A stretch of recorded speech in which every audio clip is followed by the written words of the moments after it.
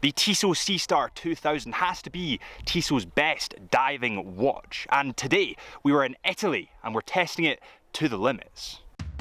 You know, there's not many watches that I would trust on a journey like this, but the Tissot Seastar has to be one of them.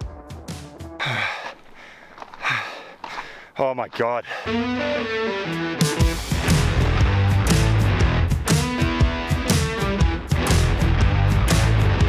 Welcome back to this Chisholm Hunter Special. My name is Harrison as always, and today we are in Italy, and specifically we were at Lake Sorapes. Tissot sent us out a Seastar 2000 to test and to see how we got on with it in Italy. So we hiked for 3 hours up to Lake Sorapes to test it out. Let's get to some of the specs of this watch, because to be honest, see, for the money, it's brilliant. Firstly, this watch comes in at 46mm in diameter, which, I'm not going to lie, is slightly too big for my wrists. But you need to remember that this watch goes to 600 meters or 2,000 feet underwater, so it has to be a bit more chunky. I need you guys to remember that this is a tool watch at its core. So although actually it looks quite aesthetically appealing, it's not really meant to. It's meant to serve a purpose, it's meant to tell the time, it's meant to be a diving watch. It comes in at 16.3mm in thickness, which is quite sturdy, is quite thick. But if you can compare that to the around about 13mm thickness of my Omega Seamaster for an extra 300 meters of water resistance, it's actually not that bad. And for the money, it's pretty damn brilliant. But I do need to say that it has quite short lugs, and these short lugs give it a sort of smaller look, smaller feel, even though it is chunky. So when I was on the hike up to this lake, it didn't feel as big as I thought. I would maybe say it wears more like a 45. With that said, it is about 32 degrees here in Italy. And that hike with this watch was quite sweaty. So if you're wanting something that's maybe more aesthetically appealing and maybe a little bit more dressy, I wouldn't go for this. But if you're wanting a tool watch, a tool diver for a brilliant price, this is your model. This model comes in at 146 grams in weight. So again, it is quite hefty, it is quite chunky, but it doesn't have a bracelet, it actually has a strap. Now we'll move on to the strap in a second. But where the weight is coming from, or where the predominant amount of weight is coming from, is the case. It's actually stainless steel coated in FPV, black FPV. And I really like this. It remains cold to touch when you touch it, when you put it on in the morning, and it doesn't have that sort of light PVD feel. It feels like steel, and steel is one of my favorite metals, quickly approaching titanium actually. So I really like this. The strap technically has a rubber interior, but it kind of has a NATO blue design on the outside. Now this blue goes with the dark aesthetic of this watch. It's quite a dark faded blue, and I quite like that.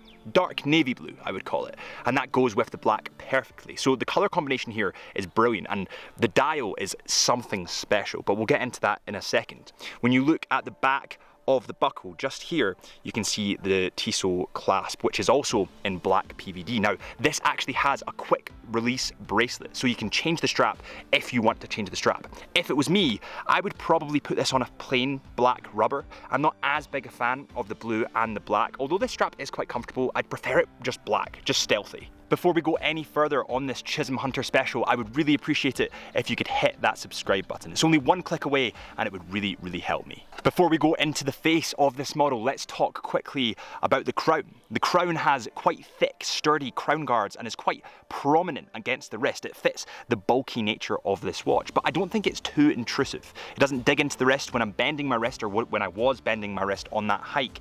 It didn't dig in too far, and that's one of the things I was definitely looking for in this watch, because it's slightly bigger, and it didn't do that, so that's good. It's not too sharp, and it's also very easy to turn. Now this is obviously a screw down crown, giving this watch a water resistance of 600 meters or 2,000 feet. And what I want you to do is just think of the price of this watch and compare that to others in the industry. That's pretty good. The bezel on this watch is black and has really bright white numerals, which is great. In terms of readability, it's absolutely fantastic. And excuse me for a second, I've just realized there's a little butterfly that's landed there, just on my foot. Beautiful. The face on this model is absolutely stunning. It is gorgeous. I'm such a fan of textured dials. I feel like they have so much more to them. They're not as plain as normal plain dials, and I think the wave motif running through this it fits perfectly. Firstly, it's a diving watch, so it fits into that aesthetic, but also for your money, you're getting a lot of detail and depth on that dial. It has a black to a blue gradient, and when you reflect it in the light, it looks absolutely wonderful.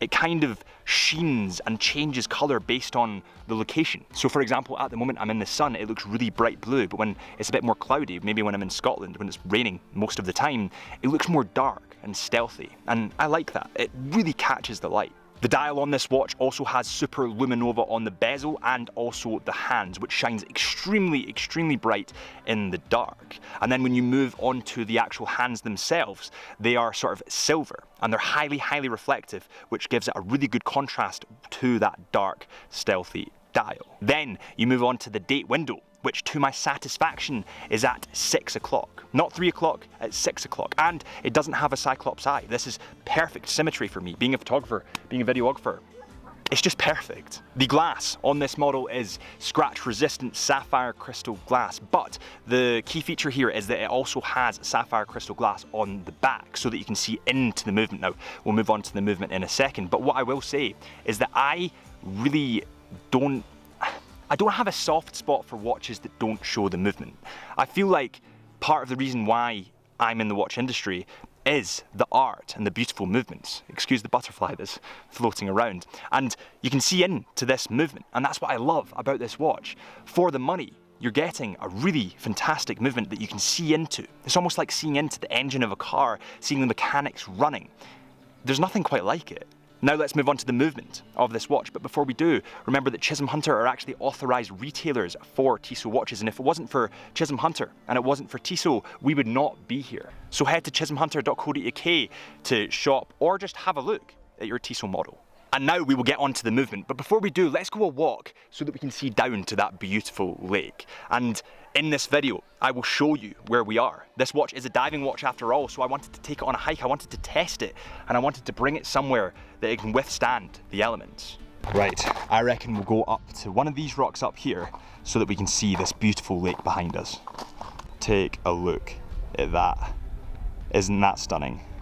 You know, I've said in a lot of videos now, I've said in quite a few, it's not about the watch, it's not about the brand.